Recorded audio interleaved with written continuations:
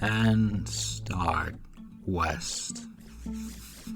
I can feel the heat closing in, feel them out there making their moves, setting up their devil doll stool pigeons, crooning over my spoon and dropper I throw away at Washington Square Station, vault a turnstile and 2 flights down the iron stairs, catch an uptown A train. Young, good-looking, crew-cut Ivy League advertising exec-type fruit holds the door back for me. I'm evidently his idea of a character. You know the type. Comes on with bartenders and cab drivers, talking about right hooks and the Dodgers, calls the counterman and Netics by his first name. A real asshole. And right on time, this narcotic stick in a white trench coat. Imagine tailing somebody in a white trench coat, trying to pass as a fag, I guess. Hit the platform. I can hear the way he would say it, holding my outfit in his left hand, right hand on his piece. I think you dropped something, fella. But the subway is moving. So long, Flatfoot, I yell, giving the fruit his beat production. I look into the fruit's eyes, taking the white teeth, the Florida tan, the $200 shark skin suit, the button-down Brooks Brothers shirt, carrying the news as a prop. Only thing I read is Little Abner. A square wants to come on hip. Talks about pod, how smokes it now and then. Keeps him around to offer the fast Hollywood types. Thanks, kid, I say. I can see you're one of our own. His face lights up like a pinball machine, with stupid pink affect. Grassed on me, he did, I said morosely. Note, grass is English thief slang for inform. I drew closer and laid my dirty, junky fingers on his sharkskin sleeve. And us blood brothers in the same dirty needle. I can tell you in confidence he is due for a hot shot. Note, this is a cap of poison junk sold to an addict for liquidation purposes. Often given to informers. Usually the hot shot is strychnine's as it tastes and looks like junk. Ever see a hot shot hit, kid? I saw the Gimp catch one in Philly. We rigged his room with a one-way whorehouse mirror and charged a Sawsky to watch it.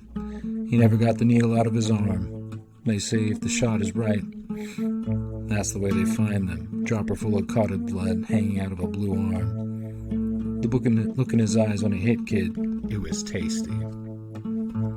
Recollect when I am traveling with a vigilante, best shake man in the industry, out in Chai. We was working the fags in Lincoln Park.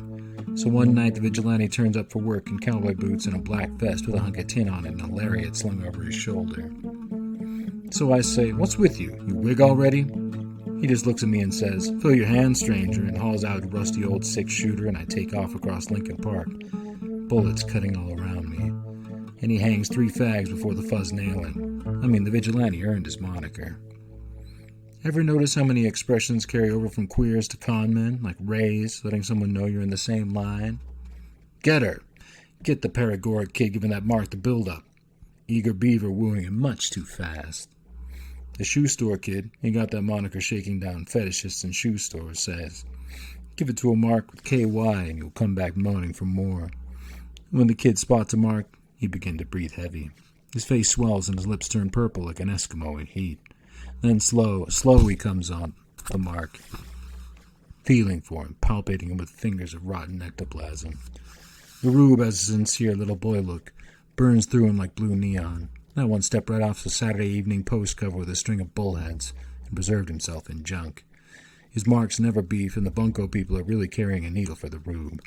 One day, little boy blue starts to slip, and what crawls out would make an ambulance attendant puke. The rube flips in the end, running back through empty automats and subway stations, screaming, "Come back, kid, come back!" and follows his boy right into the East River, down through condoms and orange peels, mosaic of floating newspapers, down into the silent black ooze with gangsters in concrete, and pistols pounded flat to avoid the probing finger of prurient ballistic experts. And the fruit is thinking, "What a character! Wait till I tell the boys in Clark's about this one." He's a character collector, and stands still for Joe Gould's Seagull Act, so I put it on him for a Sawsky and make a meat to sell him some pot, as he calls it, thinking, I'll catnip the jerk. Note, catnip smells like marijuana when it burns, frequently passed on the incautious or uninstructed. "Well," I said, tapping my arm, "duty calls. As one judge said to another, be just, and if you can't be just, be arbitrary." I cut into the automat, and there is Bill Gaines huddled in someone else's overcoat, looking over like a 1910 banker with paresis, and old Bart, shabby and inconspicuous, dunking pound cake with his dirty fingers shiny over the dirt. I had some uptown customers Bill took care of, and Bart knew a few old relics from hop-smoking time. Spectral janitors, gray as ashes, phantom porters sweeping out dusty halls with a slow old man's hand, coughing and spitting in the junk-sick dawn. Retired asthmatic fences and theatrical hotels. Pantapon Rose, the old madam from Peoria. Stoical Chinese waiters never show sickness. Bart sought them out with his old junkie walk, patient and cautious and slow. Dropped into their bloodless hands a few hours of warmth. I made the round at them once for kicks. You know how old people lose all shame about eating and it makes you puke to watch them? Old junkies are the same about junk. They gibber and squeal at the sight of it. The spit hangs off their chin and their stomach rumbles and all their guts grind in peristalsis while they cook up, dissolving the body's decent skin. You expect any moment a great blob of protoplasm will flop right out and surround the junk. Really disgusts you to see it. Well, my boys will like that one day, I thought philosophically. Isn't life peculiar? So back downtown by the Sheridan Square station in case the dick is lurking in a broom closet. Like I say, it couldn't last. I knew they were out there powwowing and making their evil fuzz magic, putting dolls of me in Leavenworth. No use sticking needles in that one, Mike. I hear they got Chapin off with a doll. This old eunuch Dick just sat in the precinct basement hanging a doll of him day and night, year in and year out. When Chapin hanged in Connecticut, they find this old creep with his neck broken. He fell downstairs, they say. You know the old cop bullshit. Junk is surrounded by magic and taboos, curses and amulets. I could find my Mexico City connection by radar. Not this street, the next. Right. Now left. Now right again. And there he is, toothless old woman face and cancelled eyes. I know this one pusher walks around humming a tune and everybody he passes takes it up. He's so gray and spectral and anonymous they don't see him and think it's their own mind humming the tune. So the customers come in on smiles, or I'm in the mood for love, or they say we're too young to go steady, or whatever the song is for that day. Sometimes you can see maybe 50 ratty-looking junkies squealing sick, running along behind a boy with a harmonica, and there is the man on a cane, seat throwing bread to the swans, a fat drag queen walking his Afghan hound through the East 50s, an old wino pissing against an L-post, a radical Jewish student giving out leaflets in Washington Square, a tree surgeon, an exterminator, and advertising fruit and eddies where he calls the counterman by his first name. The world of network of junkies turned on a cord of rancid jism, tying up in furnished rooms, shivering in the junk-sick morning. Old peat men suck the black smoke in the chink laundry back room at the melancholy baby dies from an overdose of time or cold turkey withdrawal of breath. In Yemen, Paris, New Orleans, Mexico City, and Istanbul, shivering under the air hammers and steam shovels shrieked junky curses at one another, neither of us heard, and the man leaned out of a passing steamroller and I copped in a bucket of tar. Note, Istanbul is being torn down and rebuilt, especially shabby junk quarters. Istanbul has more heroin junkies than NYC. The living and the dead, in sickness or on the nod, hooked or kicked or hooked again, come in on the junk beam. The connection is eating chop suey on Dolores Street, Mexico, DF, dunking pound cake at the automat. Chased up exchange place by a bang pack of people. Note, people is New Orleans slang for narcotic fuzz.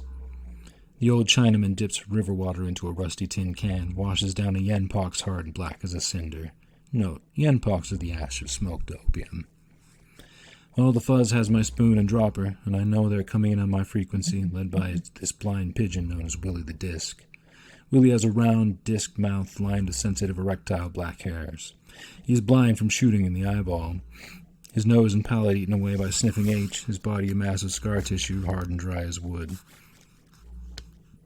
You can only eat this shit now, with that mouth, sometimes sways out in a long tube of ectoplasm, feeling for the silent frequency of junk. He follows my trail all over the city into rooms I move out already, and the fuzz walks in on some newlyweds from Sioux Falls. All right, Lee, come out from behind that strap-on. We know you. And pull the man's prick off straight away. Now Willie is getting hot, and you can hear him always out there in darkness. He only functions at night, whimpering, and feel the terrible urgency of that blind, seeking mouth. When they move in for the bust, Willie goes all out of control, and his mouth eats a hole right through the door. If the cops weren't there to restrain him with the stock probe, he would suck the juice right out of every junkie he ran down. I knew, and everybody else knew. They had the disc on me. And if my kid customers ever hit the stand, he forced me to commit all kind of awful sex acts in return for junk. I could kiss the street goodbye. So we stock up on H, by a secondhand Studebaker, and start west.